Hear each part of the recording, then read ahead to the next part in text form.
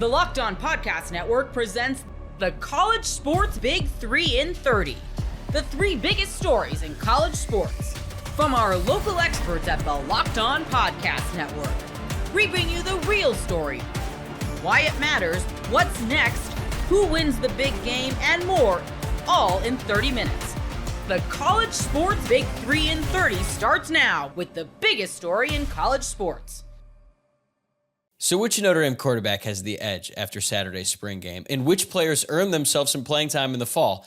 You are Locked On Irish, your daily podcast on the Notre Dame Fighting Irish. Luke, you and I have known each other for a long time, and one thing that I've learned about you is that you would never, ever overreact about anything, but especially sports, and even more specifically, the first half of a spring game. So when I saw that you tweeted, quote, first half of blue gold game, gut reaction, Notre Dame is going to win the national championship, I knew you were being completely serious. So should we book our plane tickets to Miami now or later based off what you saw on Saturday?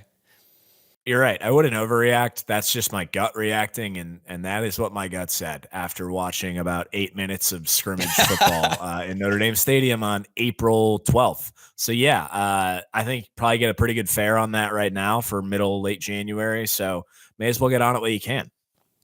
That was a hilarious reaction. What's funny is that was right around the time where CJ Carr was just dialing it up. Like, starts out 10 of 12, feels so good. You and I are texting each other on the side, and I'm like, he kind of needs to cool off, or one of these guys needs to really step up here, because it felt at that point in time like when Sam Hartman came out and just dominated in that spring game in 2023, and Tyler Buckner could not even complete a pass. Now, Kenny Minchey and Steve Angeli both finished strong. So, you know, we're going to obviously talk a lot about the quarterback competition today, but it was a really impressive performance by all the quarterbacks, I would say. And the rest of the roster, like, not every spring game is built the same. Certainly, I actually thought this was pretty entertaining, despite the fact that the scoring system made pretty much zero sense. The scoring system did not make sense. I should also note that the tweet that I had about the first half of the blue gold game really wasn't even accurate, because they played 3 periods as opposed to 2 halves or 4 quarters. But I agree, it was entertaining, and maybe part of that is because a lot of schools around the country aren't even doing spring games anymore. I think that this offense versus defense format, despite the scoring discrepancies or problems with the scoring, actually makes you pretty entertaining, because it's good on good. You're not splitting up the talent equally, so to speak, between blue and gold. And I think all we had heard this spring was that this was a really loaded and talented team at a lot of positions. And I think that showed a lot on Saturday when you think about it, a lot of Notre Dame's top players weren't even playing, and there was still high-level talent all over the field. Yeah, as I was watching that, it did make me think about all the schools who got rid of their spring games. And I was just thinking, like, is that really necessary?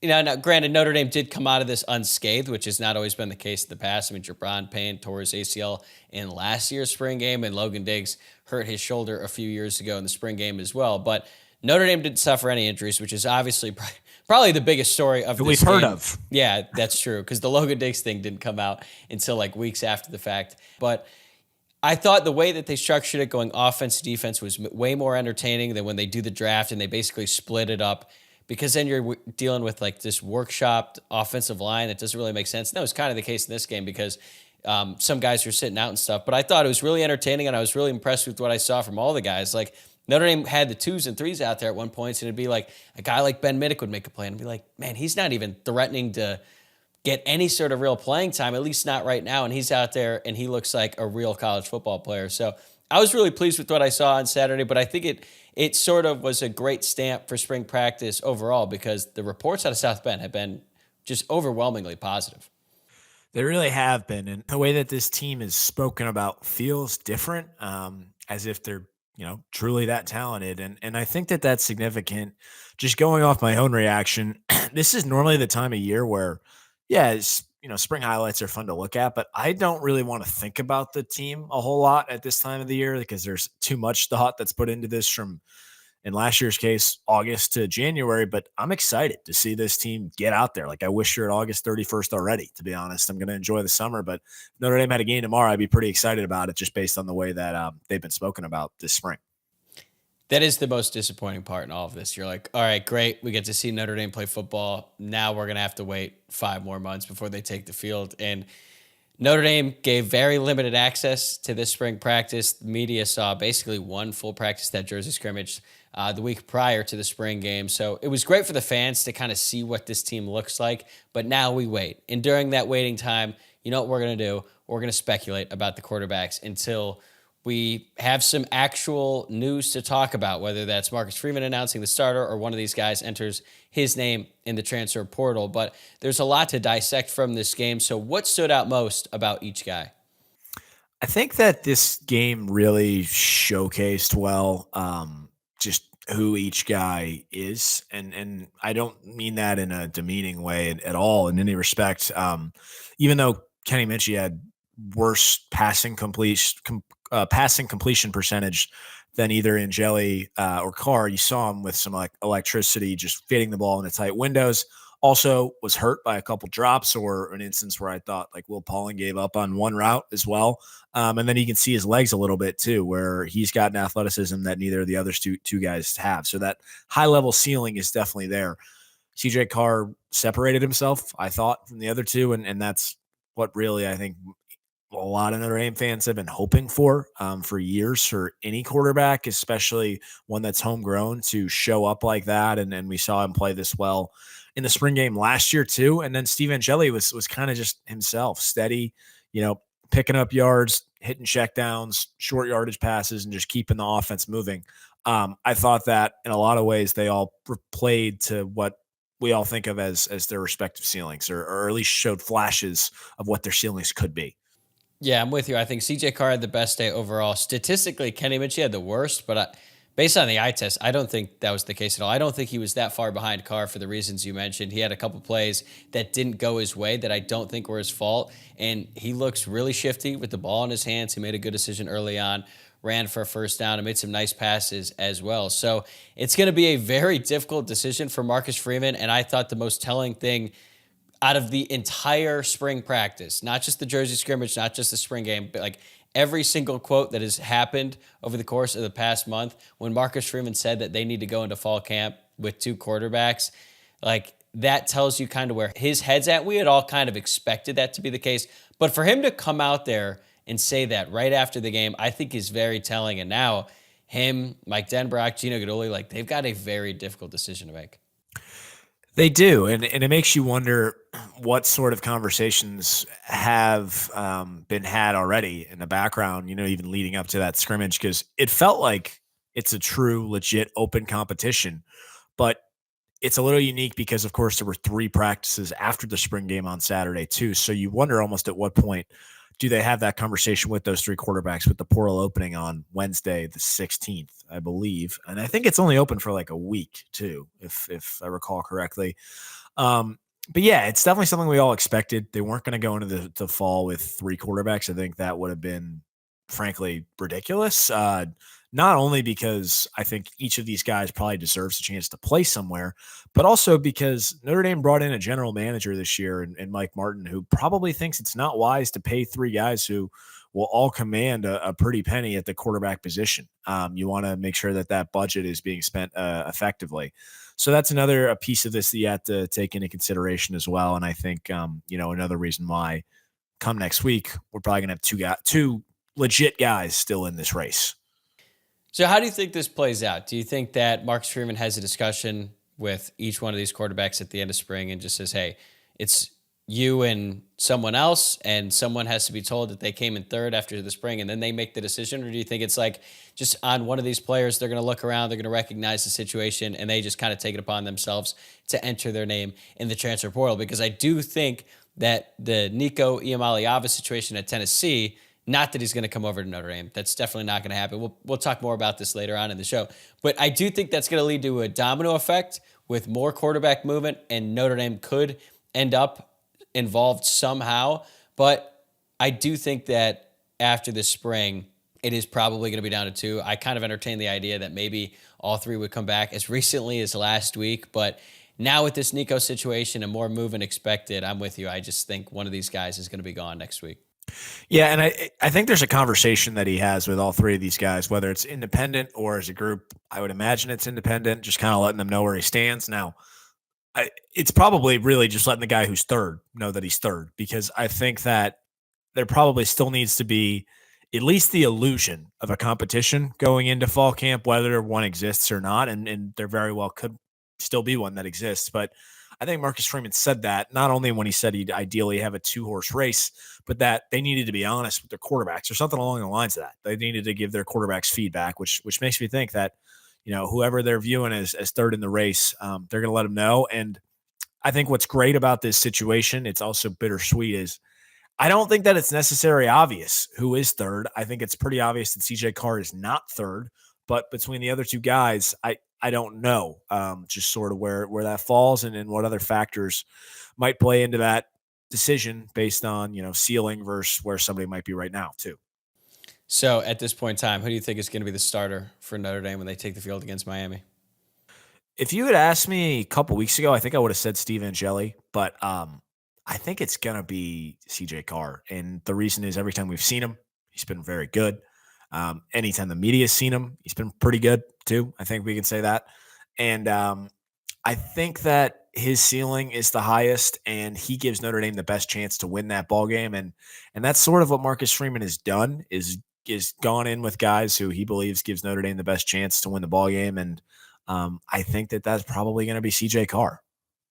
Going into the spring, I said CJ Carr and Steve Angeli were going to be neck and neck, and that Steve Angeli's experience would ultimately be the deciding factor for him to start against Miami and most likely against Texas A&M in what I believe is week 2, but week 3 maybe, because Notre Dame plays week 0. I don't know. Either way, Notre Dame's first 2 games, Miami and Texas A&M. I thought Steve Angeli would get the first crack at it, but the more you see CJ Carr, man, he just brings something different to the table. Yeah. And so does Kenny Minchie. Like, his running ability is very important. It's very impressive. And I think he's a really talented passer as well.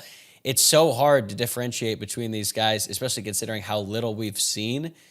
We've obviously seen the most when it comes to Steve Angeli because he's coming in garbage time and he started that bowl game a couple years ago. But it just seems so razor thin based on what we've seen. But obviously the coaching staff has seen a whole lot more than us. And, I am leaning towards CJ Carr starting that game against Miami, which is, it felt inevitable, right? Like the CJ Carr era was going to start eventually, but, maybe it's going to start a little bit sooner than we expected.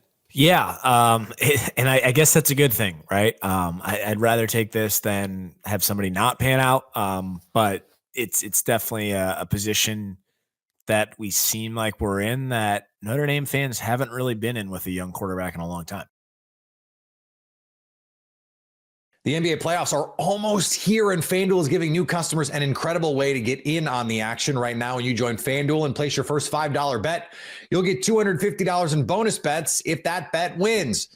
I love how FanDuel makes betting easy, whether it's picking my favorite teams or diving into player props from three-pointers to steals to assists. There's so many ways to bet. Plus, after the game tips off, you can even combine live prop bets into a same-game parlay for a chance for an even bigger win. Don't miss out. Head to FanDuel.com and claim your $250 in bonus bets today. You are Locked On Buckeyes, your daily podcast on the Ohio State Buckeyes. Part of the Locked On Podcast Network, your team every day. Nico Iamaleava is a wanted man. There are a lot of teams around the country that are trying to lure Nico Iamaleava to play football at their school. The name might sound familiar to you. He was the starting quarterback for Tennessee last year, was QB1 for the Volunteers when Ohio State beat the brakes off of them in the shoe in the first playoff game played in Ohio Stadium. Nico Iamaleava made some questionable decisions that were unexpected by his teammates and coaches that allowed him to get dismissed from the team. And now it makes me wonder if Ryan Day should pursue Nico, who was 1 year starting under his belt as a quarterback, did some decent things there for the Volunteers. Well, all that's good, and his future might be bright. This is not a guy that Ryan Day should bring inside Ohio Stadium to be either QB1 in the fall or to be a depth piece. Absolutely not. Do not do it. Ryan Day should not pursue Nico in the portal. While the portal's opening up, I do think there are some things that Ryan Day can do in the portal via bringing in a quarterback that can be a very good thing for the team, but this ain't it. Nico unexpectedly missed team meetings and practice on this past Friday. And it's unexpected to you hearing that, but also when I first heard it, and And I know what happened Friday, and I know that the portal was opening, and I was trying to figure out, does this make sense for Ryan Day? And I went back and forth and back and forth. And after talking about Julian Sand on yesterday's show, the Everydayers realized I'm still very high on the young man. Yeah, he's about 6 foot. Yeah, he's a little bit slender. But he has a command of the offense you want right now in the spring. He's getting better. Yes, he's going to have some bad practices and make some bad throws and have to overcome adversity. All those things are still things that are going to happen. But there's not the veteran leadership. There's nobody in that room that has experience starting and playing a lot of football. Nico fits the description of a guy that's played a lot of football. He was a starter last year for Tennessee, had over 2,600 passing yards, a 63.8 completion percentage, through 19 touchdowns, 5 INTs. I mean, your first year starting, those numbers aren't the worst we've seen, but the baggage he brings. Now, I don't know all the NIL dollars because it's not truly documented like it is for someone like you're trying to get a job and some employers will put that thing in the job description. No. Ain't the same way with the NIL stuff. You can't just go out there and just say, Nico Iamaleava, how much money did he make in NIL? It's just not documented. But if you're trying to go from what he did a year ago to pursue doubling your NIL money, come on, man. Make it make sense. And now you're doing that, and you're trying to go out there and trying to find a better place to play football. And if the reports are true, I don't know it's very hard to know how much guys are making via NIL. But if they say he made $2 million last year, I've heard $2.2 million last year, whatever it is, make it a couple million a year. And if he's trying to double that, that doesn't seem like a wise decision. And I really wonder who was advising this young man to make that decision. Also, just because he's being advised to do some things, Nico doesn't have to follow that advice. Doesn't have to. But he is. It's not good advice. It wasn't a wise decision. Somebody questioned somebody on Twitter for calling Nico a kid. I am a person that still calls people that I have known for it since they were youngins. I still call them kids, and some of them are in their 20s right now. That's just what I do. I'm a goofy guy. I joke around. I like nicknames. And so for them, they don't get mad. It's just like the relationship that we have. I call them a kid. But Nico, 18, maybe 19 years old, was a redshirt freshman a year ago. Y'all, he's still a kid. I know he can go to the military. I know he can vote. I know there are some things he can do now that he is 18 years old. But the young man, to me, is still a kid. And nobody in their right mind as a football player, a coach, or an analyst, or even a fan, would suggest for anybody, hey, after a year starting, you're in college, maybe you do some good things, you stay there again, you'll get some money, you'll be able to better your own draft stock. Oh, no, you want more money over being developed? Okay, go ahead and hold out. Wait, hold out. You mean I've been practicing with these guys all along, and then now the spring game is tomorrow, but no, don't go to spring game. Focus on the dollars and cents. Coaches don't give advice like that, especially not to a college kid. They may to a guy in the NFL, but I don't even like NFL holdouts at all. I don't. I understand them. I understand why Nico did what he did. I don't agree with it at all. It doesn't make any sense. And for Ryan Day, who is a coach that I still believe needs to go to the portal to get a depth piece for the quarterback room, absolutely. That is still something that is a need. Nico is not that guy. If you want to look at Nico's numbers from a year ago when he played better competition or just in general for the entire year, he only had one game of throwing over 300 passing yards. That was against Chattanooga in week number 1. 314 at a 78% completion percentage, 3 TDs, 0 interceptions. Great. Okay, cool. It's a great way to start your career as a starting quarterback. The Volunteers won the game 69-3. Great. That's a great start to the year. As the season kept on going on, you played teams in the SEC at Oklahoma. What'd you do? 61% completion percentage, 194 passing yards, 1 touchdown. At Arkansas, which was a loss, while the Volunteers beat Oklahoma the week before in a loss against Arkansas on the road, 17-29, 158 passing yards, 0 touchdowns. That's not good. Okay, let's go a little bit further. Alabama, who lost to Michigan in the bowl game. What did Nico do? It was a win for the team, but 14-27, a 51.9% completion percentage, 194 passing yards, 1 INT and 1 touchdown. against Georgia. That wasn't good either. Less than 200 passing yards. You're getting the gist. Yes, you had a year started. Okay. I didn't even go to Ohio State's your numbers against Ohio State because those were your worst of the season.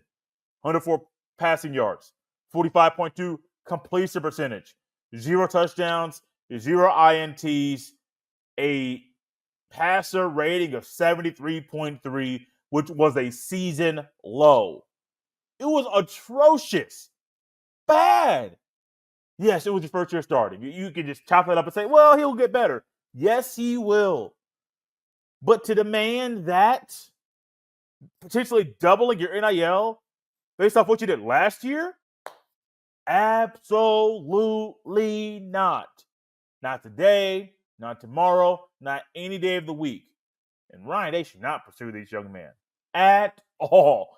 You want a guy that's a 4-year, maybe a 5-year guy entering his 5th year in college football that's been around for a little bit, more of a Tristan Gebbia or a Chase Chuganoff kind of guy, a guy is going to come in and be a locker room guy, be a culture builder, one of those kind of characters. You want a guy with that character in the locker room when you're getting him in the portal, especially to get him in this window. Nah, the portal's open from April 16th until April 25th. It's not that long for guys to enter the portal. Nico's trying to go somewhere else. Already got turned down by North Carolina and Bill Belichick. Who else is going to turn him down? I'm not sure, but my gut tells me there will be numerous teams that turn Nico down if Nico shows interest in them because they want no part of Nico Iamaleava in their football program. Ever check your bank account and wonder where'd all my money go between dining out, online shopping, entertainment? It's easy to lose track. That's where Monarch Money comes in, your personal CFO, giving you full visibility and control over your finances. Monarch Money isn't just a budgeting app. It's a complete financial command center. You can track all your accounts, investments, and spending in one place, so you stop just managing your money and start building wealth. Instead of juggling multiple apps, you can use Monarch to check your finances, track spending, and even plan long-term goals. Managing money with your partner is smoother than ever. You can track shared and personal accounts, set goals, and stay on the same page without the stress. Take control of your finances with Monarch Money. Use code LOCKEDONNFL at monarchmoney.com for 50% off your first year. That's monarchmoney.com. Code LOCKEDONNFL for half off your first year. You are Locked On USC, your daily podcast on the USC Trojans. There are a couple areas where, the roster could be better just as far as depth is concerned. I don't think you're not going to find any plug-in starters in this upcoming transfer window. That's not what USC is looking for. They're looking for depth pieces. Interested at a few different positions, if they even go with a few different positions. One specific spot, besides linebacker, we're going to focus on in this segment is offensive line. Offensive tackle, specifically. So we know that Elijah Page, Tobias Raymond, you're probably penciling in their names as the starters at left tackle and right tackle, respectively. And then you got Justin Taonu, who's pressing hard for playing time as well. He can play both positions. He showed, he gave us a sampling of what he was capable of doing in the bowl game at left tackle when he had to be inserted in the game when Elijah Page was hurt. But after you get past those three guys, and Tobias and Justin are still young. Elijah isn't exactly, long in the tooth or growing a gray beard yet. But once you get past those guys who have some experience, you got some talented guys, but they're younger. So that's where USC's at, and that's why they're looking at the offensive line in the transfer portal coming up in a couple days. In fact, USC is, I don't know if he's still on campus, but on Monday, they hosted a grad transfer from Ferris State, Division II. Ferris State offensive lineman Bryce George is entering the transfer portal. His agency reports, it's QC Sports, they told Steve Wiltfong and Pete Nakos from On3 via X on Saturday. So Bryce George is he's a Division II All-American, two-time All-Conference selection as well. 6'5", 315 pounds. And he's got 3 national championship rings that he could flash around. Yeah. So right now, Bryce George has 3 visits that he's lined up. I just want to reiterate, he's a Division II caliber player. That's where he's been playing, Ferris State. He's now trying to jump up to the FBS level. He's planning to, we know he's at USC. He's also planning to take a visit to Cal, Berkeley, and Iowa. Going to go check out the Hawkeyes. I mean, if you want to talk about a late bloomer, that's what Bryce George would be when it comes to the offensive line. I'm not talking about his personal accolades, those national championship rings, all-conference performer, All-American D2. Coming out of high school, he wasn't even an offensive lineman. He was a tight end, and he played defensive line. He played high school ball in Detroit. Now, what's interesting to me, he's visiting USC, he's visiting Cal and Iowa. He's a Midwest guy, but he wants to check out 2 West Coast schools.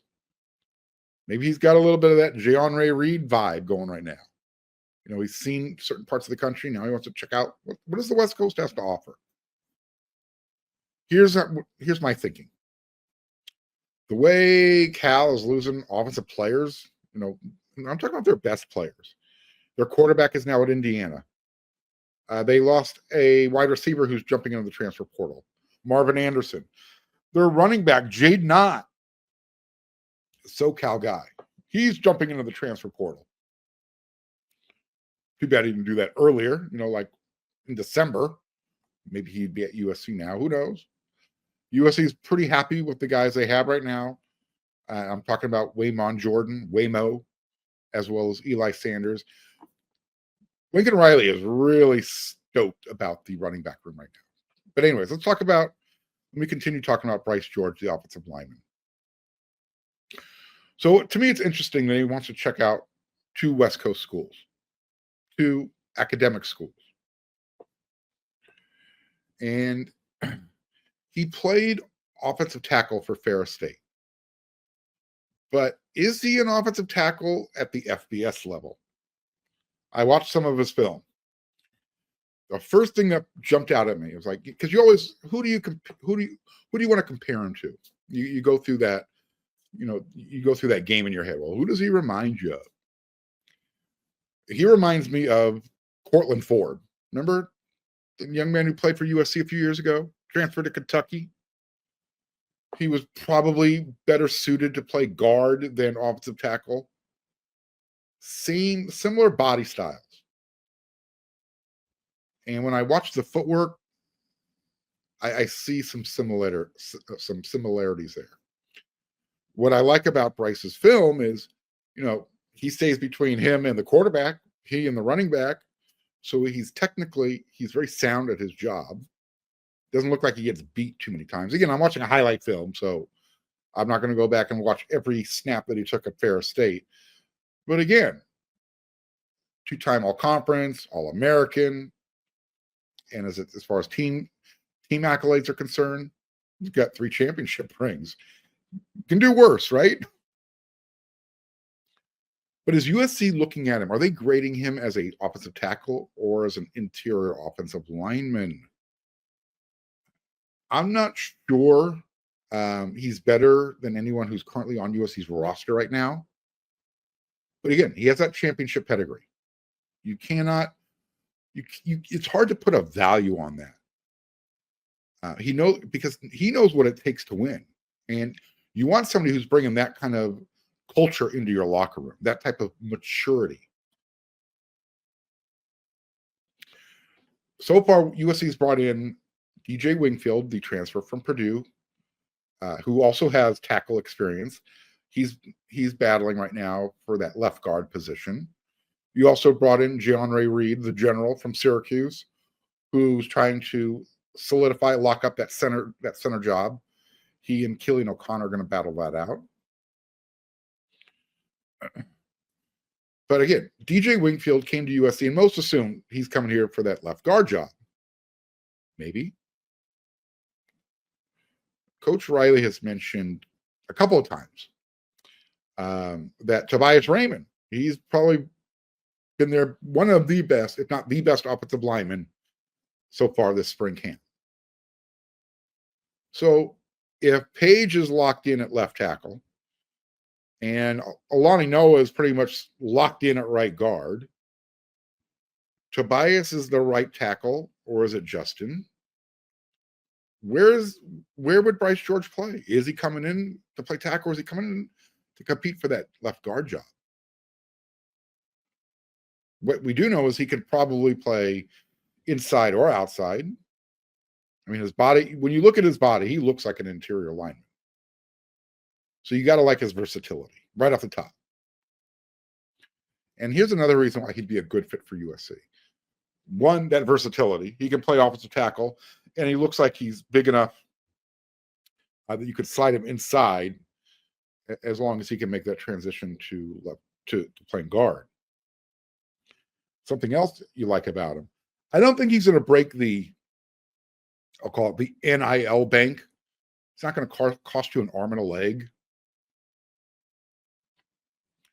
So whether Bryce George is jumping on USC's train or not, we'll find out soon enough, right?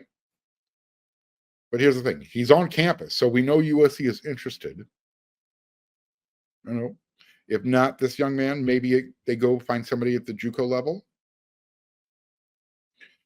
The other positions to keep an eye on, guys who come, show up on campus. I think you're looking at depth, definitely linebacker, maybe cornerback, possibly wide receiver, in that order. But I thought it was interesting news that I bring to everybody's attention that, USC actually has somebody on campus, offensive lineman, they're trying to address a need. And again, this is a type of player, if he shows up and he presses and he becomes a starter, fantastic.